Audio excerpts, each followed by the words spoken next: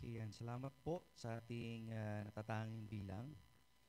So isang napakagandang paalala po niyan sa mga taong nababalisa na lagi po tayong iniingatan ng Panginoon. God is guiding us and providing for us. Nasabi doon na kahit nga ang mga halaman, di ba? So nanggaling po yan sa salita ng ating Panginoon na hindi natin kinakailangan mabuhay sa alalahanin ng buhay, kundi mabuhay po tayo ayon po sa pangako ng ating Panginoon. Hindi tayo papakatagal, buksan po natin ang ating mga Biblia in Luke chapter 5. Luke chapter 5, reading from verse 1 hanggang verse 20. Hanggang verse 11. Luke chapter 5, verse 1 hanggang verse 11. Pakilakas nga yung mic. So, ulitin ko po, Luke chapter 5, verses 1 hanggang verse 11. Babasahin ko na lamang po at pakisundan niyo na lang ng inyong paningin. At ganito po ang ating matutunghayan. At nangyari nang dumagsa ang napakaraming tao kay Jesus upang makinig sa salita ng Diyos, siya naman ay tumayo sa tabi ng lawa ng Genesaret. At siya ay nakakita ng dalawang bangkang nakadaong nasa tabi, ngunit ang mga mangingisda ay nakababa mula roon at nagbabanlaw ng lambat. At siya ay sumakay sa isa sa mga bangka sa pag-aari ni Simon Pedro at ipinakiusap niya sa kanya na ilayo ng kaunti sa baybayin ang bangka. At nang siya ay umupo at mula sa bangka ay tinuruan niya ang napakaraming tao. Pagkatapos siya magsalita, sinabi niya kay Simon, pumaroong ka sa malalim at ihulog ninyo ang inyong mga lambat para makahuli ng mga isda.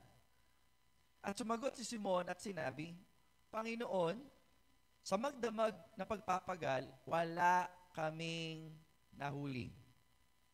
Subalit sa iyong salita, ay ihulog ko ang lambat. Nang nagawa nga nila ito, sila ay nakahuli ng lubhang maraming isda at ang lambat nila ay napunit. Kaya, kinawayan nila ang kanilang mga kasamaan sa ibang bangka na lumapit upang sila ay tumulong sa kanila. At sila ay lumapit at pinuno nila ang dalawang bangka kung kaya sila ay nagsimula ng lumubog. Kaya nang makita yun ni Simon Pedro, siya ay nagpatira pa sa mga tuhod ni Jesus at sinabi, Panginoon, lumayo ka sa akin sapagkat ako ay isang taong makasalanan. Sinabi ito sapagkat siya ay nabalot ng pagkamangha. Gayon din ang lahat ng kasama niya dahil sa napakarami nilang nahuling isda. Namangha rin sina Santiago at si Juan na anak ni Zebedeo na kasamahan ni Simon. Sinabi ni Jesus kay Simon, huwag kang matakot. Mula ngayon ay maging mamalakaya ka na ng mga tao. Pagkadaong ng mga bangka sa lupa, iniwan nila ang lahat at sumunod kay Jesus. Tayo po'y manalangin. Panginoon Diyos, salamat po Ama sa umagang ito. Bago po ang lahat, humingi po kami ng kapatawaran sa aming mga kasalanan. Kayo po ang patuloy na maglinis sa aming mga puso at aming mga isip upang maliwanag po naming marinig ang iyong tinig sa pamamagitan ng iyong banal na salita. Ito po'y aming maunawaan at higit sa lahat, ito po'y aming maisabuhay. Hiningi ko po, Panginoon Diyos, ngayong oras na ito, na magkaroon po nawa kami ng kapayapaan. Magkaroon po nawa kami, Panginoon Diyos, ng masunuring puso upang ang aming marinig ay hindi lamang po ito magdulot ng pagbabago sa aming buhay, pero higit sa lahat, ito po ay magdulot ng kapurihan para sa iyong dakilang pangalan. Salamat po ng marami. Ito po ang aming dalangin at samo sa pangalan ni Jesus. Amen at amen. Maaari na po tayong maupo. Sinabi ko po last time that most of our preachings today is based on my Bible reading. So again, sa mga hindi po nakakaalam, tapos na po ako sa Old Testament, so I'm now reading in the portion of the New Testament in which pinapakita po dito yung ginawa ng ating Panginoon nung nandito po siya sa lupa. Specifically, the calling of the disciples. Now, kung bakit ko po ito sinabi mga kapatid, kinakailangan niyo po maintindihan that every one of us here should be, okay, kinakailangan na tayo ay maging totoong tagasunod ng ating Panginoon. Sapagkat hindi lahat ng tumanggap sa Panginoon ay disipulo. Pero sinisigurado ko sa inyo, ang tunay na disipulo, tumanggap yan sa Panginoon. So every one of us should have that kind of mindset. And at the same time, we should have that kind of lifestyle. Pwede kasing alam mo lang, pero di mo naman na isa sa buhay. Di ba? Pwedeng alam mo ang mga bagay na sinasabi ko. In fact, there's so many people today claiming Christians. Sa panahon pa ni na tita, sa mga naunang kasama, they're claiming they know the way of salvation, but they do not possess the kind of living of those people na totoong nakakilala sa Panginoon. Alam lang nila, pero wala sa pamumuhay. So nagpapakita na ang kaligtasan, hindi lang pagkakaalam ng daan ng kaligtasan. Ito ay isang pamumuhay sa pamamagitan ng pananampalataya. Parang wala pinagkaiba sa hearing and listening. Okay? Ang pananampalataya, hindi lang basta dumating sa pagkakaalam. Ang pananampalataya ay nagpapatuloy sa pagkakaalam hanggang sa pagsasabuhay. Kaya pala, ang pananampalataya sa Panginoon ay nagdudulot o nagbubunga ng binagong buhay. Hindi ka man siguro manginginom, hindi ka man siguro sugarol, hindi ka man siguro babaero, but some point in your life, nagkaroon ng pagbabago. Na dati-dati pumupunta ka ng simbahan para magawa mo lang yung duty mo, ngayon pumupunta ka na ng simbahan para mas lalo mo makilala ang Panginoon. Dati-dati siguro, you're giving to the church, pero para sa'yo, parang ang thinking mo lang, alam mo yun, pampaswerte, pampayaman, may balik, pero ngayon nagbibigay ka na para sa kapurihan ng Panginoon. So the lifestyle of a disciple of Jesus, ano meron nito?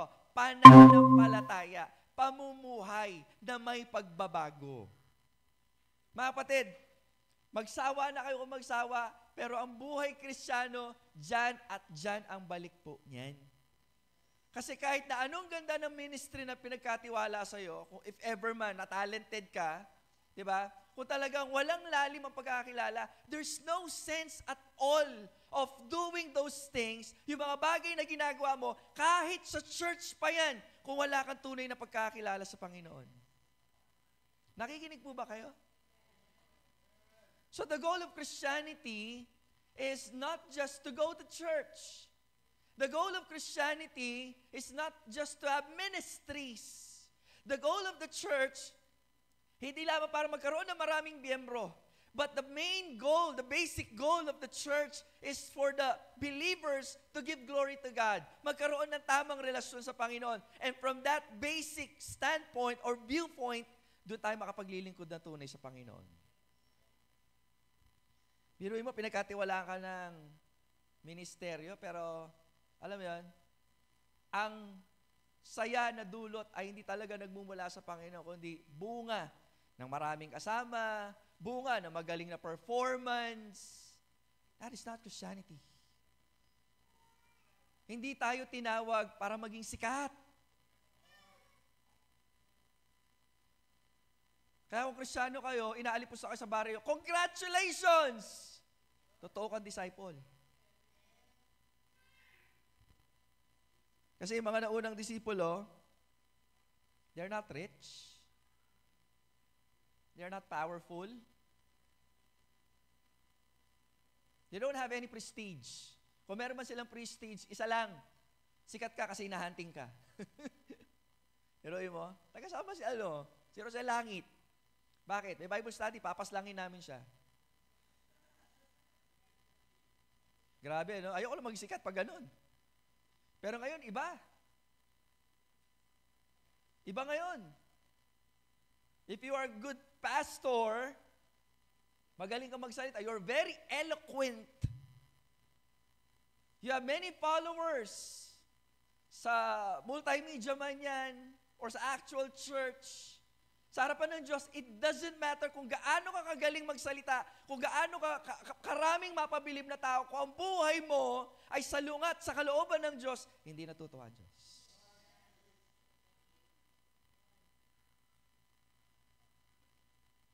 Kaya kung may mga bagong pastor na humingi ng advice, bakit hindi naman humingi sa akin ng advice? Hindi naman ako sikat eh. Pero kung sakali magbibigay ako ng unsolicited advice, they go for the heart of God. Kahit di ka sikat, as long as you are faithfully following and doing God's will in your life, you're good to go. Bakit? Ang aim natin, isa lang eh. Na pag kinuha na tayo ng Panginoon, sasabihin, well done, thou good and faithful servant. Even though, syempre, gugustuhin na rin natin na kapag nakakilala na tayo sa Panginoon, Lord, pwede ba mamatay na ako para diretso na ako sa langit? Gusto natin yun eh. Pero iba pa rin yung dating na para bang, okay, nakakilala ka sa Panginoon, God has given you the time to serve Him para marinig natin na sabihin, well done, thou good and faithful servant. Ewan ko sa iyo, no? Kaya pala ang sabi ni Apostle Paul, for me to live is Christ. Bakit niya sinabi yun? Ang daming problema. Ang daming persecution. The only way for us to live is to live by faith. Kaya kapag ang isang mananampalataya, hindi nabubuhay sa pananampalataya, ang hirap ng buhay. Ano bang ibig sabihin ng pananampalataya? Kahit marami kang utang, masaya ka pa rin, ano? Amen? Kahit na nirarayuma ka na kasi tumatanda ka na, tuloy pa rin ang paglilingkod. Umaaray ka, pero hallelujah. Aray ko, hallelujah. Bakit? Nabubuhay ka para sa Panginoon. For me to live is Christ and to die is gain. Kaya sa Kristiyano, walang tapon eh. Kaya hindi alam minsan ng Diablo kung anong gagawin niya. Papatay ko ba to o alam mo yun? Papanatilihin kong buhay. Nagiging sakit ka lang ng ulo ng Diablo kapag sumusunod ka sa kalooban ng Diyos. Hindi mo po problemahin ang aataking ka ng kaaway kung tama ang relasyon mo sa Diyos. Ang problema pag hindi maayos ang buhay mo. Di ba? Sometimes the devil won't bother you at all. Bakit? Salungat ang buhay mo eh. Ano kilala sa'yo ng Diablo? Kumpare ko yan. Gusto niyo ba yan? Kasi salungat ang buhay natin sa Panginoon eh. Ulitin ko ha, our life, hindi lamang siya nagre-reflect lang sa pag-a-attend po natin dito sa building na ito. When we gather. No. Mas malalim pa doon. Sino ka pag wala na nakakakita sa iyo?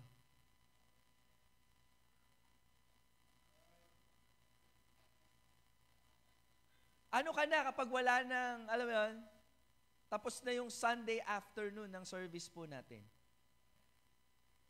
Are you living your life as a Christian? The way you speak, the way you entertain yourself, the way you dress. And yes, kahit sa mga taong sinasama mo, Kristiyano pa rin ba? Kasi tinawag tayo bilang tagasunod ng Panginoon. Disciple.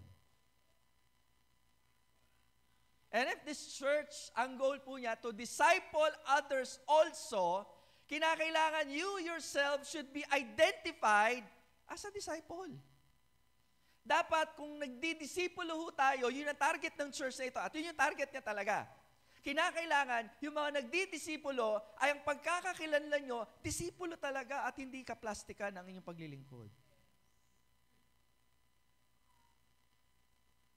Sa mga taong malayo, sabihin na natin, hindi nyo papansinin yun. Bale, wala lang sa'yo.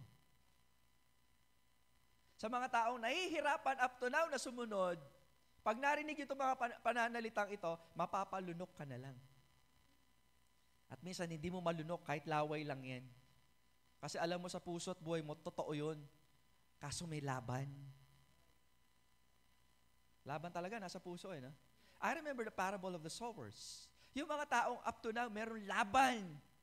Kayo yung mga, alam mo yun, lupa na nahasikan ng binhi, saan? Sa damuhan. May laban. Na dapat yung salita ng Diyos, namumulaklak, namumunga na sa puso mo, pero dahil may kamunduhan pa rin, naaagaw ng kamunduhan. So when we're talking about discipleship, when we're talking about living in Christ, may laban. Kagaya din naman yung isa, yung ang buto nalaglag saan? Sa dawagan na tinatawag. Meaning to say, wala talagang interest sa iyong salita ng Diyos. Kaya kapag nangaral ang pastor, wala lang. Na kung paano kang pumasok sa bahay panambahan na, alam mo yun, you are unconverted, paglabas mo, wala lang sa'yo, balik ka pa rin sa dati. And I tell you, niloloko mo lang ang sarili mo. Galatians chapter 6, verse 7, verse 9. Ano sabi doon? Be not deceived. God cannot be mocked. Hindi mo maloloko ang Diyos. Galatians chapter 6, verse 7. Di ba? For whatsoever a man soweth, that he also reap. Hindi yan principle ng karma, ha? Hindi ho. Biblical principle yan. And the principle of the Bible, kung anong tinanim mo, tinakanin mo.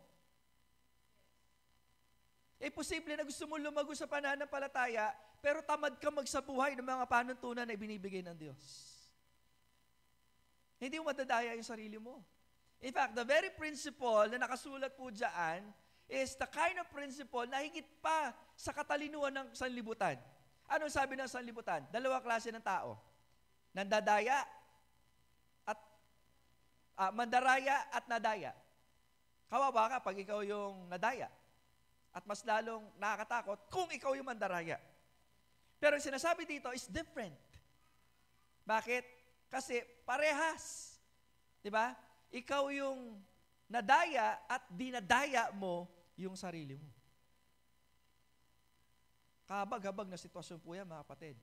So then again, sabi nga natin, when we are called to become a disciple of Jesus, kinakailangan may tunay na pagsunod. Sabi mo sa katabi mo, tingnan mo katabi mo, sabi mo, isuko mo na yan.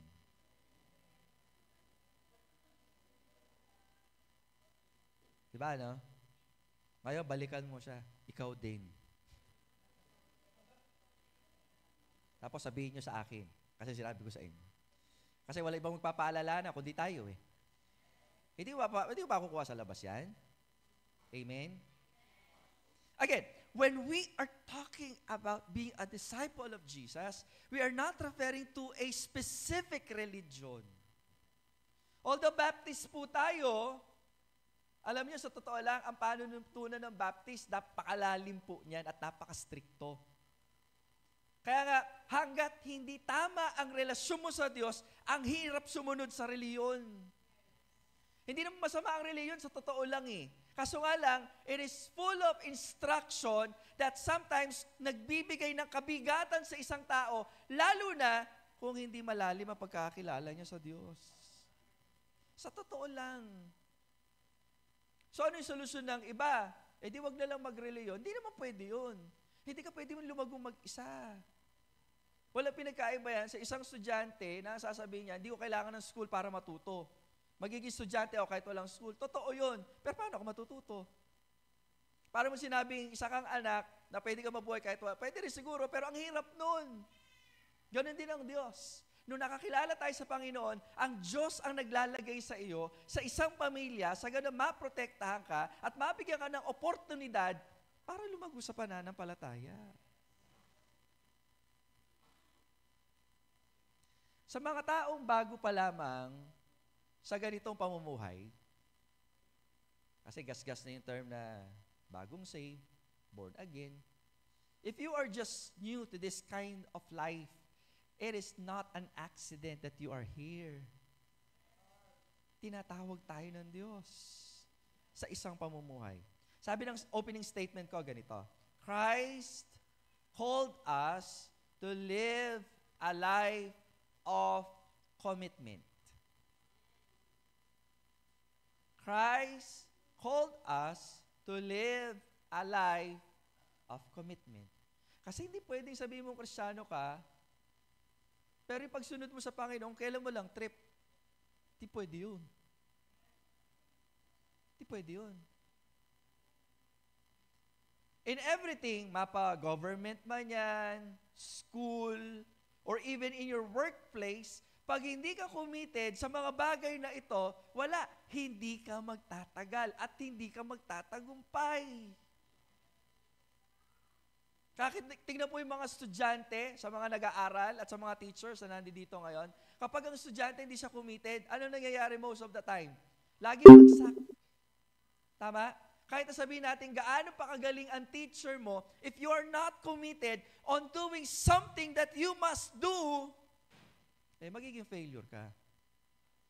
Kaya nga kanina ang sabi ko, ano gagawin ng kaaway? Gagawin niya lahat para hindi ka magtagumpay. Gagawin niya lahat para hindi ka maging seryoso sa ginagawa mo ngayon. Bakit? Because the moment that you focus yourself on your relationship to Him, your relationship to God, doon pala magkakaroon ng saysay ang buhay. Ibig sabihin, Pastor, pag nabubuhay tayo, wala talaga. Kasi lahat ng bagay sa mundo, mapaparam. Lalim na Tagalog. Ang lahat ng bagay dito sa mundo, mawawala. Kahit nagaano pa karami ang kayamanan mo dito sa mundong ibabaw, hindi mo madadala. I've used the term hindi mo madadala kasi pwede mo namang ipasa eh. But sino makakasiguro na yung kayamanan na iniwan mo gagamitin ng mga taong pinag-iwanan mo? Sige nga. Kasi nga, ang kayamanan, panandalian lang. And the only way for a person to live in this life, di ba, with fulfillment, di ba, with meaning, with purpose, isa lang, mabuhay ka kay Kristo. Makinig kayo. Ang tanong, nabubuhay ba kayo kay Kristo? Iba yung alam mo, pero iba rin yung sinasabuhay mo. At sasang-ayon ka at mag-i-amen ka dahil alam mo talaga na totoong nabubuhay ka para kay Kristo at hindi nagkukunwari lang. Ayoko sana sabihin, pero sabihin ko na, ang tigas naman ng mukha mo ko hanggang ngayon, hindi ka pa rin nabubuhay sa Panginoon.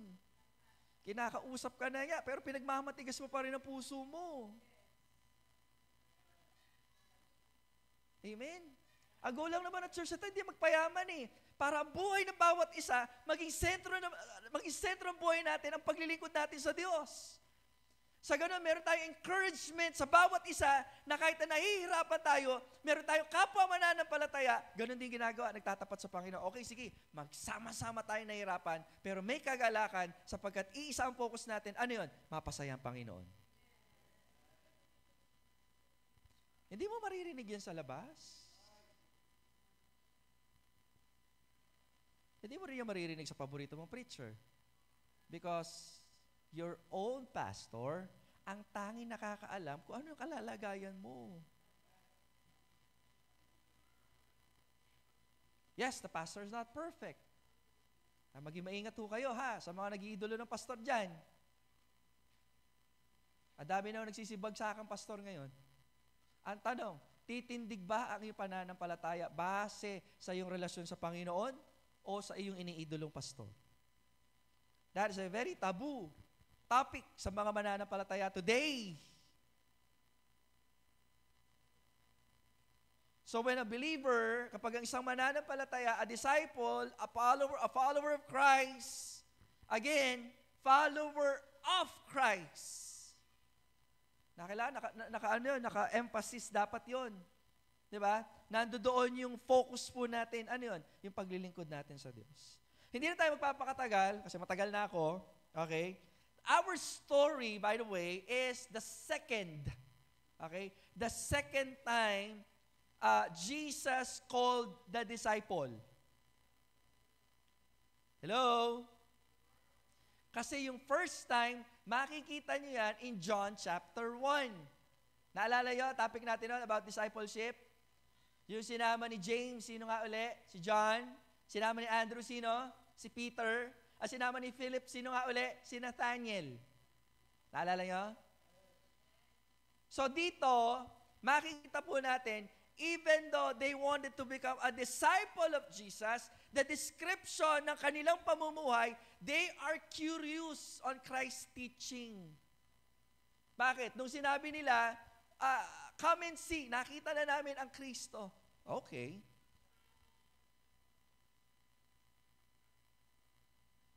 So sa kanila, hindi pa sila committed. Bakit?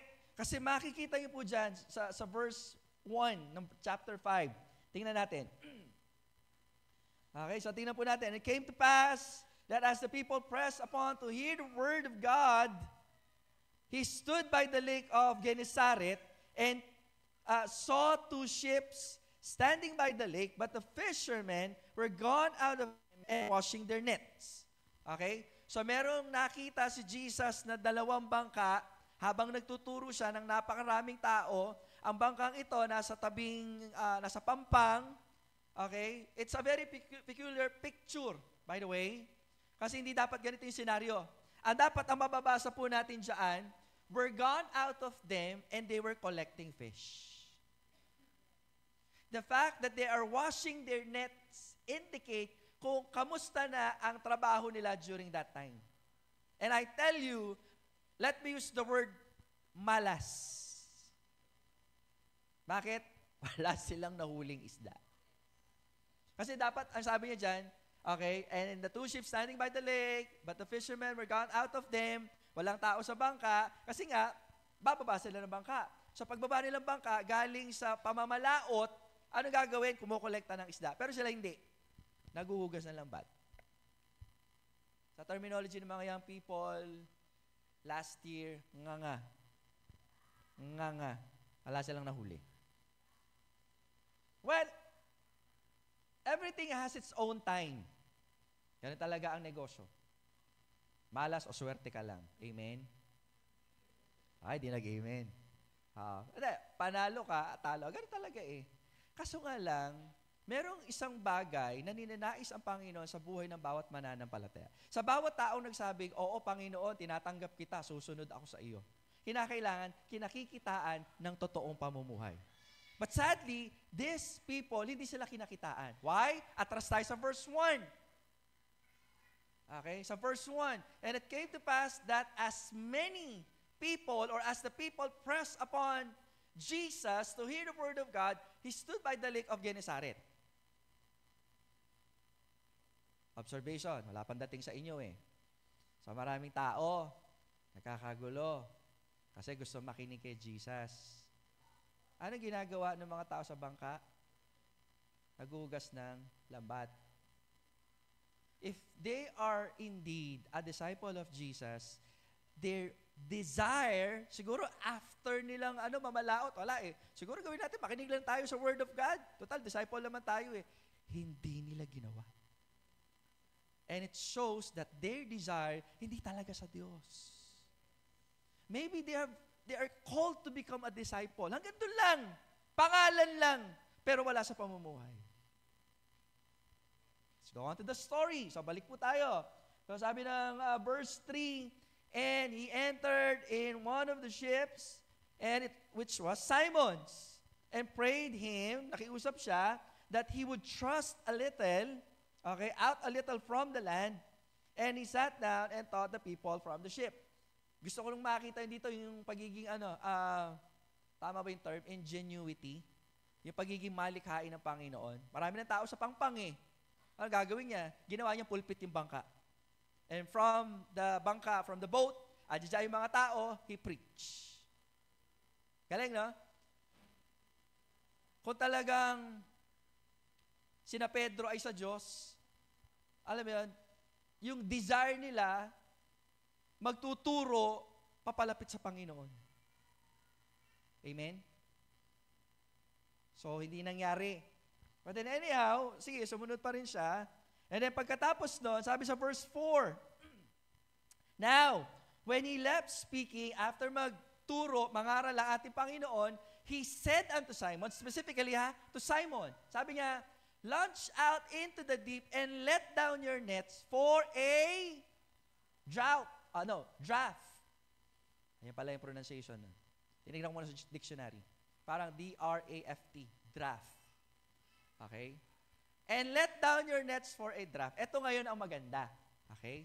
So after sumunod ni na Simon Pedro sa Panginoon, so nag-request siya. Okay? Baka naman pwede yung gawin ito. Okay? Launch out into the deep and let down your nets for a drought. Ano nga uli yung sitwasyon? Ano nga uli yung sitwasyon na Pedro? Malas. Ngayon, sa negosyo or anything, sa trabaho, kapag hindi ka matagumpay, wala ka sa mood. Tama? Tama ba?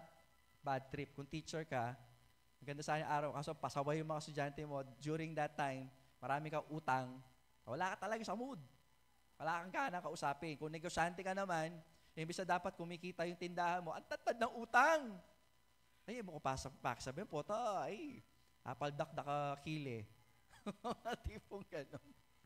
So ngayon, bakit ito sinasabi ito? Sabi ko nga, if you are a disciple of Jesus, your desire, your focus, everything that you have should focus on what? Jesus. Everything godly, everything heavenly, dapat sa Panginoon lang. Kasi nga, hindi mo makikita yung blessing na ibibigay sa'yo ng Panginoon kapag hindi ka nakafocus sa Kanya. The very fact that Jesus gave this statement, gave this command, is a blessing. Ang problema, ganito, hindi ito naiintindihan ni Pedro. Ngayon, anong basa niyo dyan? Ang mga pananalitang ito ay hindi ginagamit ng pananalita ng mga mangingisda. Given the Lord had given this statement, natural, karpintero siya eh. Yun yung masakit kay Pedro ngayon. Isa siyang professional fisherman. Hindi lang siya basta masteral, mga kapatid. Doctorate po siya when it comes to fishing. Kaya makikita niyo yung statement niya eh. Yeah, sa verse 5, tingnan natin, ha? Tingnan niyo.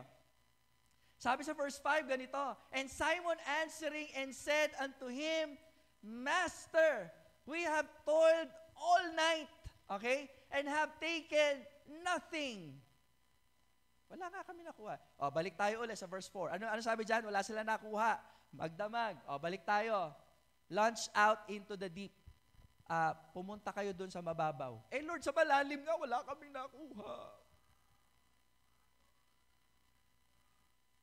Tatanungin si Pedro, sa pusang ano uli? Masteral, doctoral in fishing. Alam niya kung saan, alam niya kung kailan, at alam niya kung paano mangisda. Those three things, importante yon sa isang mangingisda. Alam mo dapat kung saan ka somehow maghahagis, kung saan yung maraming isda. Alam mo kung kailan ka mangingisda. Okay? It's either morning, o di naman kaya madaling araw ng gabi. Basta madilim. Yung kung saan merong nasisinaga ng sikat ng buwan, kung pwede nating sabihin. Kung sinasabi ni Pedro, Lord, buong magdamag kami sa laot. And then Jesus, sabi nga, punta kayo sa mababaw. Ito pa ang hindi ginagamit na term. Let down your nets. Never in history that a fisherman will use those words. Hello? Hindi pa rin makakuha. Ganito kasi yan. Kapag mangingisda ka, lalo na gumagamit sila ng lambat, you should have a steady feet. Kasi gumagalo yung bangka eh. So dapat steady yung paa mo. And you should have a upper body strength. Kasi pag kukunin mo yung lambat, ihahagis mo siya. Kasi yung lambat, hindi lang siya basta lambat. May pabigat po yun. Para bumabasa sa tubig. So anong gagawin? Hawakan niya, ihahagis niya na kinakailangan magugis napakalaking circle yung lambat para paglagpak sa tubig na gano'n, mas malawak, mas more chance of winning. Pero hindi makukuha minsan na yun. Kukunin na naman uli. Okay? Kukunin uli. Okay, ganun uli. Ang tawag doon, casting the net. Ihahagis yung lambat. Kaya sinabi ni Jesus, let down your nets, hindi yan logical sa isang mangingisda. Gamitin yung term, that is stupidity. Saan makikita ng lambat? Look. Yun yung ibig sabihin niyan, let down your nets. Alam niyo kung bakit ito sinabi ng Panginoon? Kasi alam niya, sa buhay ni Pedro, bagaman lumayo siya sa Panginoon, nakakapagod kaya ang malayo sa Panginoon. So sabi ng Lord, pagod ka na? Sige, ganda lang. Punta ka sa mababa. Huwag ka na magpakapagod. Pagod ka na eh. Mababa, tapos ihulog mo yung lambat. Pero dahil mangingisda siya, ano sabi ng verse 5? Nilaban niya. It's a clash of statement. So ang sabi ni Peter dito, Master, we have toiled all night. Alam niyo kung kailan? Tapos pinapupunta siya, umaga na, or magtatanghali na. Wala nang isda noon. Wala na. Nga. Yun yung alam ni Pedro. Di ba? And have taken nothing. Kung sa malayo nga, sa madaling araw nga, wala sila nakuha. Yung pa kayang oras na yon, doon pa kaya sa lugar na yon? With all, siguro isip ni Pedro, with all my knowledge about fishing, pag gagawin mo sa akin, nakakapagod na nga kami. Nagigits po niyo? So, pinagawa ng Lord. Nevertheless, by the way, ang statement na to, kung dadalhin natin sa tunay na pagkakabasa, ang tawag dyan ay sarcasm. Sige, Lord, sabi mo, okay, sige. Ganun yun. Kasi nagustuhan ng Lord punta ka sa mababa, hulog lang ba? Lord, parang hindi ata logical. Doctorate ako. Magdamag kami sa laot. Pero sige, dahil sabi mo, okay, sige, punta kami. Ganun ang setup niya. Kaya maintindihan yung verse 8. Lumuhod na lang siya sa paanan ng Lord Kasi alam niya. Hindi man lang alam siguro ng iba niyang kasama, pero ganun po yung nangyari. Tuloy natin sa verse 6. Ano nangyari? Now in verse 6, and when they had done this, when they had this done, they enclosed a great multitude of fishes. Wow. Amen po ba yan? Grabe. Ngayon ang tanong dito, ganito. Sa isang taong may isip at nag-iisip, paano nangyari na sa malayo walang isda, tapos doon sa malapit may isda? Paano nangyari na hindi nag-effort man lang ito si Pedro na maghagis ng lambat, isang bagsakan lang? Grabe. Ang sabi great, meaning to say, malalaking isda. Okay? Malalaking isda at maraming isda kasi nga to the point na napunit yung lambat at napuno yung dalawang bangka ng puro isda. Amen. That is what we call a miracle. Miracle, it is a situation, it is something that happened beyond nature. Higit pa sa likas na phenomena na tinatawag. Yung sa natural. So dito, ganyan po yung nangyari. Tuloy po natin sa verse 7. Okay, sa verse 7, ano po sabi? And they beckoned unto their partners which were in the other ships, or other ship, that they should come and help them. And they came and filled, napuno nila, both of the ships, so that they began to what? Began to what? Lumubog. Hindi lumubog na lumubog actually. Yung mga tao dito na napunit, hindi talaga actually napunit. Kumbaga para bang, okay, bilisan nyo, at least kahit paano, nasalba pa. Ganun din dito. Okay? So they began to sink. Para bang lulubog na sila. Now, ano pong ibig sabihin nito, mga kapatid, sa atin po bilang isang mananampalataya? Kasi napakalaguan because the response of Peter in verse 8, yan ang sinasabi dyan. Ang sabi sa verse 8, ganito. So, when Simon Peter saw it, meaning to say, not just the fishes, but rather, I don't know, siguro maybe yung conversation nila ng Panginoon, kasi he can't believe it. Doctorate in fishing, and yet, alam mo yun, sa salita ng isang rabbi, sa salita ng isang son of carpenter, alam mo yun, nakakuha sila, they enclose a great number of fish. Siguro sabi ni Pedro, hindi ito normal, paranormal ito. Di ba? Isa lang makakagawa nito, ang anak ng Diyos. Paano ginawa niya? Lumuhod siya sa paanan ni Jesus. Lumuhod siya sa tuhod and saying, "Depart from me, for I am a sinful man, O Lord." Now, usap tayo. Kapag tayo ay isang tagasunod ng Panginoon, God is calling us. Okay? Tinatawag tayo ng Diyos in a life of dedication, in a life of commitment to Him. Hindi pwede na nakakilala ka sa Panginoon and then yun lang. Lalapit ka lang kung kailan ka conveniently available sa Panginoon. That's not commitment at all. Ano mang bagay, alam ito ng mga professional without your dedication, it will not be successful at all. Tama? Sa mga professional na nandito na, alam niyo yan. At sa mga magiging professional, ganun din po yun. Kung hindi mo ibibigay yung 100% na meron ka, I'm not saying the talent lang talent kasi nadidevelop po yan Pero yung dedication, yung tinatawag nating grit na tinatawag, it is important for every follower, for every student. Kasi mga kapatid, kung hindi po tayo magiging totoong tagasunod ng Panginoon, hindi tayo magtatagumpay. Over and over again. Bakit na dyan? Diba, in John chapter 1, tinawag sila Kaso nga lang, hindi totoo sa puso. And we're so blessed na hindi tayo sinusukuan ng Panginoon. Amen? Blessing mo malaki yun Sino ba tayo para habol-habulin ng Panginoon? Hindi tayo hinahabol, by the way, dahil special ka, no? Kasi gusto na pakita ng Panginoon yung kanyang grace sa iyo. Not because you're special. We are not special. There's nothing special about us. Kaya nga lahat na tao papunta ng impyerno Kaya sa biyaya ng Diyos, ibinigay niya ang kanyang kaligtasan. Sa ganon, makamtan mo ang buhay, yung tunay na buhay na dapat mong isabuhay dito sa mundong ibabaw. Kasi yung buhay, pagkatapos ng kamatayan, sigurado na yun Amen? Nakikinig po ba kayo?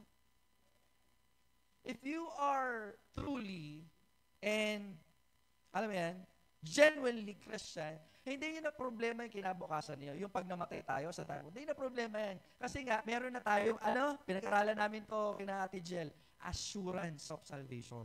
And that assurance does not come from us. Ano ba kasi bagay na hawak natin, nawawala Pero ang kaligtasan, hindi tayo may hawak yan. Ang Diyos, ang Ama ang may hawak po yan. So, anytime nakunin tayo ng Panginoon, dahil pinangako niya, na ang sino man sa Kanya ay sumampalataya, ay nalipat na mula sa kamatayan, kundi nalipat na saan? Mula sa kabuhayan. So, ang dapat natin pinoproblema na buhay po natin ngayon, kung paano po tayo susunod sa Panginoon. Because our victory while we are living depends on how we follow and obey Christ. Ulitin ko sa Tagalog, ang pagtatagumpay natin dito sa buhay, sa mundong ibabaw, ay nakasalalay sa pagsunod. Kanino? Sa Panginoon po lang. Obeying Christ is not easy kasi nga there's a lot of obstacles in life. Pero mga kapatid, kung hanggang ngayon, hindi lang sa mga bago Hello? Sa lahat ng mananampalataya. Kung kaya pilit mo pa rin inalalaban yung gusto mo, laban sa gusto ng Diyos, it's about time for you to surrender. Suko mo na. Kasi kung hindi, mapapagod ka lang. The Lord knows you're tired. Sa mga mananampalataya, pinipilit mong magpakabuting tao, hindi mo kaya. The Lord knows you tried, and the Lord knows you're tired. Amen? Depende kasi sa pagsunod Kung kaya pinipilit mo pa rin mabuhay, ayon sa sarili mong kabaitan, hindi ka magtatagumpay. Sa totoo lang, ang hirap maging mabait kung wala tayong central focus. Kung gusto mo lang maging mabait para maging maginhawang buhay, it will not work. Kasi anong sense nun? Pagkatapos mo namatay, paano tayo makapagbibigay ng kapurihan sa Diyos? Kung ligtas ka. Kasi it is not a proper statement na Kristiyano ka, na tagasunod ka ng Panginoon, pero hindi ka sumusunod sa Panginoon. Parang di yata tama yun. Nakikinig po ba kayo? Nakikinig po ba kayo? Hindi tama na sinasabi mo tagasunod ka, pero hindi ka sumusunod. Yung sinasabi ni Pastor Ben, na tinatawag mo siyang Lord, Lord, pero hindi ka sumusunod. You do not follow the words that God is saying to us. So the Lord knows you tried and you failed. The Lord knows you are tired and you wanted to quit. Ito pa, the Lord knows your excuses. The Lord knows your excuses and you wanted to run on the opposite direction. Tagalogin natin. Sa buhay bilang isang mananampalataya, alam ng Diyos na pagod ka na. Pagod ka na, gusto mo na huminto. Alam ng Diyos sa buhay mo bilang isang tagasunod niya, sinubukan mo naman, kaso bigo ka pa rin. Alam ng Diyos, mga kapatid, na sa buhay mo bilang tagasunod, marami kang excuse. Puno pa naman Marami kang excuse at gusto mong, alam mo yun, tumakbo on the opposite direction. It's about time for us to surrender all of those things. Kasi si Pedro, alam nyo, tinawag na Kaso nga lang, hindi pa siya committed.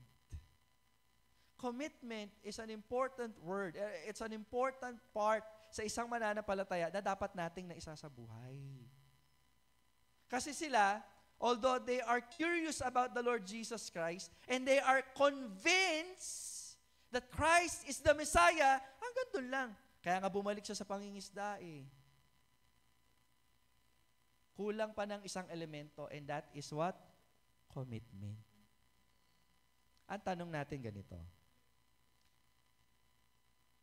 Iko-commit mo ba ang sarili mo sa Panginoon? Ngayon, kung sinabi mo, at some point in your life, you have committed your life in Christ, ang next question is this, are you still committed in Him? Kasi ang daming bagay na pwedeng maging sagabal, kagaya ni Pedro, meron siya sariling kaisipan, is a clash of will and a clash of idea. Ang sabi ng Lord, etong gagawin mo. Ngayon, ang sasabihin ni Pedro, Lord, hindi po yata kasi ito yung alam ko. Inilalaban niya pa Sometimes, experience versus faith pose a great danger sa pamumuhay po natin. Hindi nyo pwede pagmalaki ang karanasan laban sa pananampalataya. Kasi pag sinabing pananampalataya, you are totally relying to God. Ano ba yung relying sa Tagalog? Umaasa. Sumasandal ka lang kanino? Sa Panginoon. Wala akong sandal na, alam mo yan, pag sinabing sandal, ibibigay mo yung bigat mo doon sa sinandalan mo. Tama? Ganon din sa Panginoon. Dapat ibibigay natin ang lahat ng ating bigatin sa Kanya. Ang tawag din dyan, mga kapatid, pagtitiwala or pananampalataya. Mga kapatid, again, yung kanyang pinagkakaabalahan, sabihin natin, trabaho, at yung kanyang kaisipan ay kinakailangan niyang isurrender sa Panginoon. Mga kapatid, ano yung isang bagay kung bakit hindi ka nagiging committed sa Kanya? And all of those things are important for us to learn or to observe somehow. Kasi kung hindi, mananampalataya ka, you have a religion, Baptist, pero hindi ka victorious in your Christian living. So para magtagumpay po tayo, ano bang dapat natin gawin? We need to surrender and then the next step is to commit our life to Christ. May kinakailangan ng pagsusurrender Surrender yung isip. Kaya nung nag-provide ng miracle ang Panginoon, basag si Pedro Namangha siya talaga. Kasi ang alam niya, pag nangingisda ka, gusto mo makarami, i-consider mo yung time, i-consider mo yung place, and even the talent of the fisherman. Dahil nag-rely siya sa kanyang experience, sa kanyang talent, doon nakakuha sila ng marami, doon sa mababaw, at wala man lang effort sa part ng fisherman, natakot siya. And just like Peter, tingnan niyo sa verse 14, verse 11, di tayo magwawakas. Okay? Noong napatunayan niya na lahat ng bagay sa verse 11, ano ginawa niya? They forsook They have abandoned everything. Ano sabi dyan? And followed Him. And that statement is a perfect word for disciple. A committed disciple. Iiwanan mo lahat eh. Trabaho, come and go lang yan. Maraming tao, kinamatayan na pagtatrabaho. Buong buhay nila nagtatrabaho sila. How about yung paglilingkod? Nakakatakot, pati sa pag-aaral eh. Samantalang, ang ginagawa ng education system sa Pilipinas, it's a preparation of a life of work. Kailan may enjoy ang paglilingkod mo sa Panginoon kapag retired ka na? Paano ka pa magagamit nun? So habang may oras pa tayo, habang meron tayong lakas, at binibigyan pa tayo ng pagkakataon makapunta sa lugar na bahay pa ng bahan ng Panginoon, sa paglilingkod natin sa Panginoon, let us take the opportunity and let us, alam mo yun, wag nating i-question, wag nating i-challenge ang katalinuhan ng Panginoon pagdating sa mga pangangailangang material. Bakit? God will provide. Kasi sa paglilingkod, ulitin ko ha, God knows you tried, God knows you're tired, and God knows your excuses. And believe me, walang excuse kapag naglilingkod tayo sa Panginoon. Problema mo, pagkain, ano sabi ng Panginoon? Kita mo yung damo, ang ganda-ganda, walang nagbihis dyan. Ni si Solomon, hindi nakapagbihis ng ganyang kaganda, pero dinadamitan yung parang. Kita mo yung Maya, look at the sparrow, look at the birds. Sa Pilipinas, ang isa sa sparrow na alam natin, yung kumakain ng palay, nagiging salot eh. Pero ang sabi ng Panginoon, sa Bible, look at the birds. They don't sow, hindi sila nagtatanim. Pero kumakain sila. Isa lang ang punto dito, mga kapatid eh. Hayaan nyo ang Diyos ang mamroblema sa isang bagay na siya naman ang may kayang mag-provide. And all that we have to do is to serve Him. And you know what? Even in our workplace, pwedeng maging daan ito ng paglilingkod at pagsamba natin sa Diyos. Kasi masyado na nililimit. Akala natin pagsamba dito lang eh. Hindi ho. Parte lang ito. At huwag niyong kakalimutan ito. Pero ang pamumuhay natin, it extends hindi lamang on the four corners of the building of the church, pero nag-extend po yan sa inyong tahanan, sa inyong trabaho, sa inyong paaralan, everywhere and everything in life. Luwalatiin yung Panginoon pag naghahanap kayo ng trabaho. Kaya nga last week ba yon, na nagkaroon tayo ng youth fellowship, even sa panliligaw, pwedeng mapapurihan ng Diyos. Sa lahat ng bagay, sa lahat ng aspeto. Again, we need to become a committed follower of Christ. Kaya nga sabi doon, no? They forsook everything. They forsook all and they followed Jesus. They followed Jesus. Tayo po lahat tumayo. Tayo po'y manalangin. Tayo po'y manalangin. Muli, Ama, nagpapasalamat po kami sa oras na ito. Salamat, Panginoon, sa mga salita. Ito po hindi galing sa tao, kundi ito'y galing sa inyo. Tulungan niyo po kami, Ama, na ibaba po namin ang aming kataasan, karunungan, upang ang inyong karunungan sa pamamagitan ng banal na salita ay managana sa amin. Samahan niyo po kami, Ama, as we live our lives, O Lord, habang hindi pa po kayo bumabalik, ay datnan niyo po nawa na kami ay nagtatapat at sumusunod sa iyo.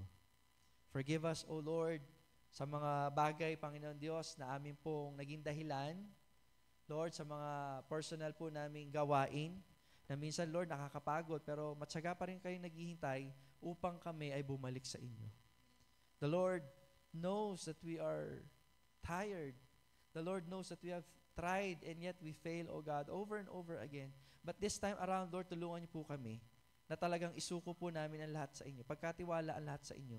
Sapagkat kayo lamang po nakakaalam ng buhay at kayo lamang po pwedeng makapag-direct, makapag-control po nito, lalo na kung susunod lamang po kami sa iyo.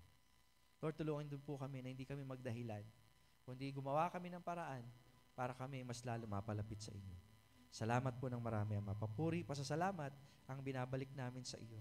Ito po ang aming samad dalangin sa pangalan ni Jesus. Amen at amen.